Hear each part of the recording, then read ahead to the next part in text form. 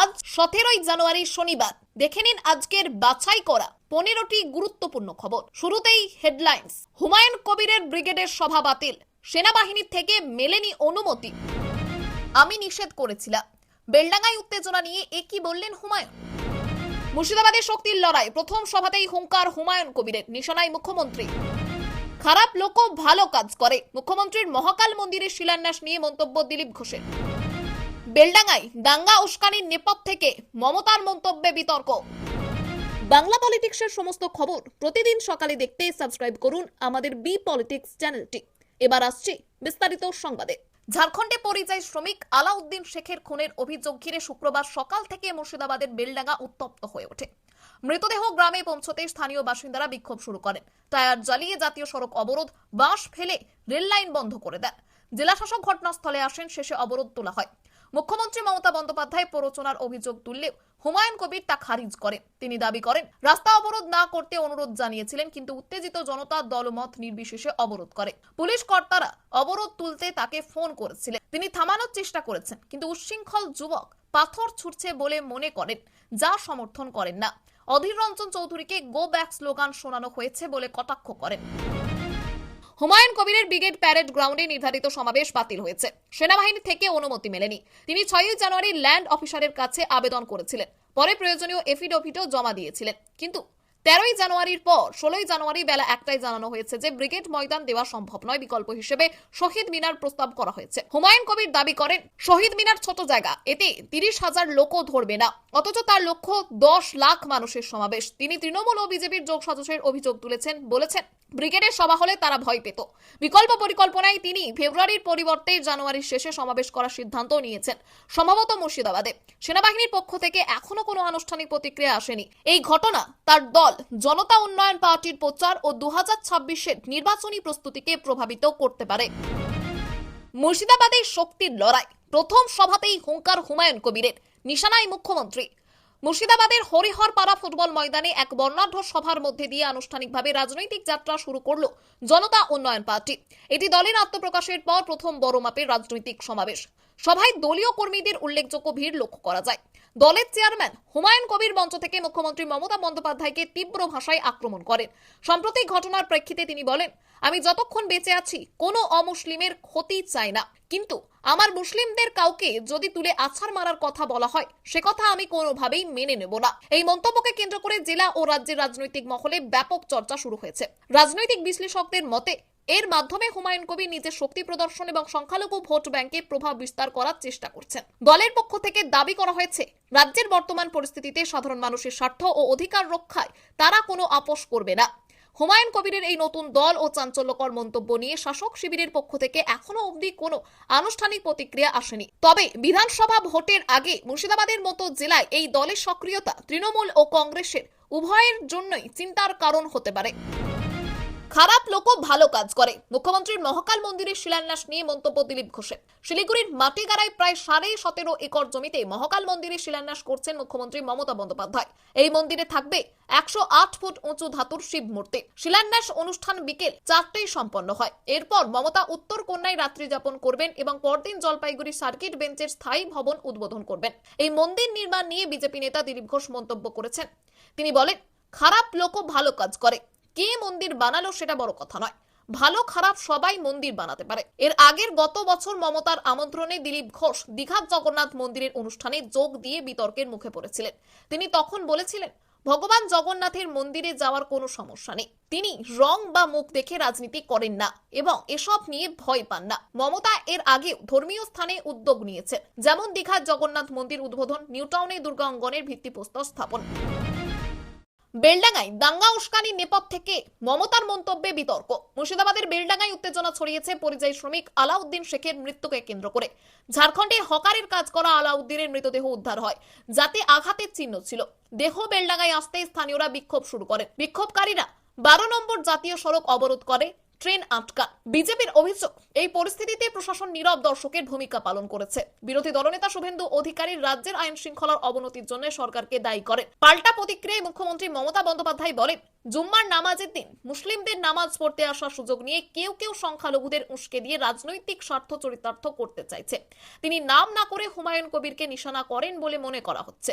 মমতা আরো বলেন, বিজেপি শাসিত রাজ্যে পরিযায়ী শ্রমিকদের বিশেষ করে বাঙালিদের নির্মমভাবে হত্যা করা হচ্ছে। বিজেপি ভোটে জিততে না পারার কারণে সংখ্যালঘুদের খেপিয়ে দাঙ্গা বাঁধানোর চেষ্টা করছে। বিজেপি পাল্টা যুক্তি দিয়েছে, মুসলিমরা তাদের ভোট না দেওয়ায় এমন উস্কানি দেওয়া তাদের পক্ষে সম্ভব নয়। কিছু মহলের মতে তৃণমূল ইডি সিবিআই তদন্তে ফেঁসে যাওয়ার দুর্নীতির নজর ঘোরাতে এবং বিজেপির বিরুদ্ধে আক্রমণ শানাতে এই ইস্যুকে ব্যবহার করছে। বেলডাঙ্গা এমনিতেই সংবেদনশীল এলাকা হওয়ায় পরিস্থিতি উত্তপ্ত। ঝাড়খণ্ডে রহস্য মৃত্যু বঙ্গ সন্তানের, মৃতদেহ ফিরতেই উত্তাল বেলডাঙ্গা। মুখ খুললেন অধীর। ঝাড়খণ্ডে মুর্শিদাবাদের বেলডাঙ্গার বাসিন্দা পরিযায়ী শ্রমিক আলাউদ্দিন শেখের রহস্য মৃত্যু ঘিরে উত্তেজনা ছড়িয়েছে। মৃতদেহ গ্রামে ফিরতেই বেলডাঙ্গায় প্রতিবাদে উত্তাল হয়ে ওঠে গোটা এলাকা। বিক্ষোভকারীরা টায়ার জ্বালিয়ে জাতীয় সড়ক অবরোধ করে, রেললাইনে বাঁশ ডাল ফেলে ঘন্টার পর ঘন্টা ট্রেন আটকে রাখে।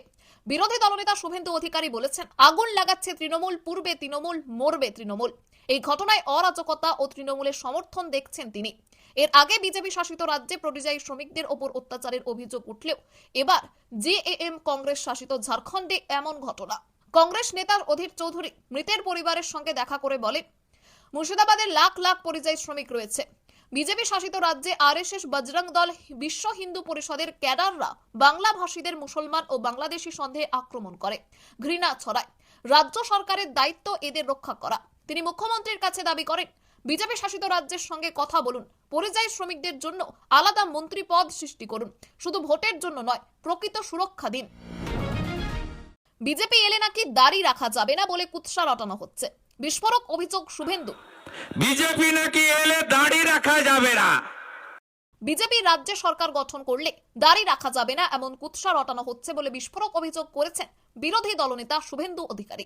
তিনি বলেন, তৃণমূলের লোকেদের প্রশ্ন, 20টি বিজেপি এনডিএ শাসিত রাজ্যে কোথায় কোনো মানুষ ধর্ম পালন করতে পারে না বা দাড়ি রাখতে পারে না, উদাহরণ দিতে পারবে না তারা।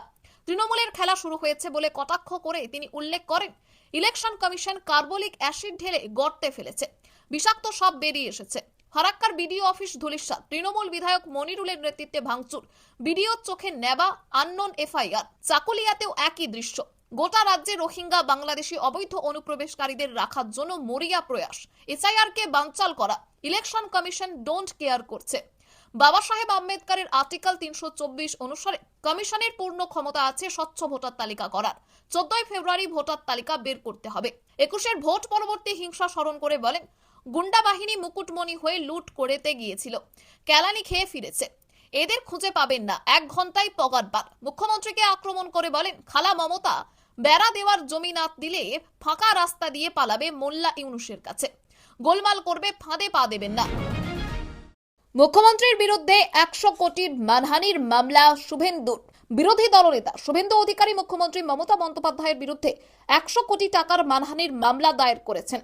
এই মামলা কয়লা পাচার মামলায় কয়লার কালো টাকা নিয়ে মুখ্যমন্ত্রীর অভিযোগের প্রেক্ষিতে সম্প্রতি ইডির তল্লাশি অভিযানে লাউডন স্ট্রিটে আইপ্যাকের কর্ণধারের বাড়ি ও সল্টলেক সেক্টর 5-এ অফিসে অভিযান চলে।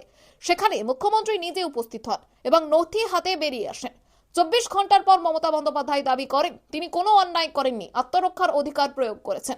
তিনি অভিযোগ করেন, চোরের মতো এসে এসআইআর এর টাকা তুলে নেওয়া হচ্ছে।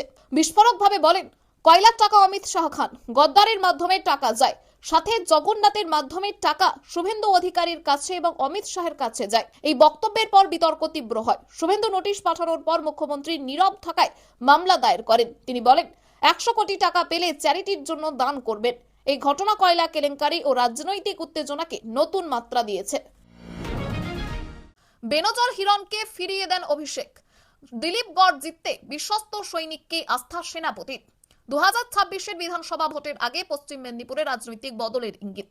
জেলায় বিজেপির 2 বিধায়ক খড়গপুরের হিরণ চট্টোপাধ্যায় ও ঘাটালের শীতল কপাট তৃণমূলে যোগ দিতে চেয়ে যোগাযোগ রেখে চলেছেন, কিন্তু জনতার দাবি ও কর্মীদের ইচ্ছাকে প্রাধান্য দিয়ে দলের দরজা বন্ধ রেখেছেন তৃণমূলের সর্বভারতীয় সাধারণ সম্পাদক অভিষেক বন্দ্যোপাধ্যায়।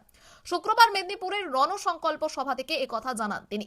বিশেষ করে হিরণ চট্টোপাধ্যায়ের নাম উল্লেখ করে বলেন, অজিত মাইতির সঙ্গে হিরণ তার অফিসে এসেছিলেন, তৃণমূলে যোগ দেওয়ার ইচ্ছে প্রকাশ করেছিলেন, কিন্তু নেওয়া হয়নি। বছর দুয়েক আগে ক্যামাক স্ট্রিটে অফিসে হিরণের যাওয়ার ছবি ভাইরাল হয়ে চর্চা হয়েছিল। অভিষেকের লক্ষ্য শুধু জয় নয়, আগের তুলনায় ব্যবধান বাড়িয়ে চতুর্থবার মমতা বন্দ্যোপাধ্যায়ের সরকার প্রতিষ্ঠা। হিরণের দলবদলের ইচ্ছা ফাঁসের পেছনে দিলীপ ঘোষের সক্রিয়তা, শ্রমিক ভট্টাচার্যের নেতৃত্বে পুরনো নেতাদের চাঙ্গা করা, দিলীপের খড়গপুর থেকে লড়ার আগ্রহ যাতে হিরণের আসন টলমলে। অভিষেক বোঝান বেনজাল আটকে দিয়েছেন, এবার কর্মীরা উপহার দেবেন খড়গপুর আসন।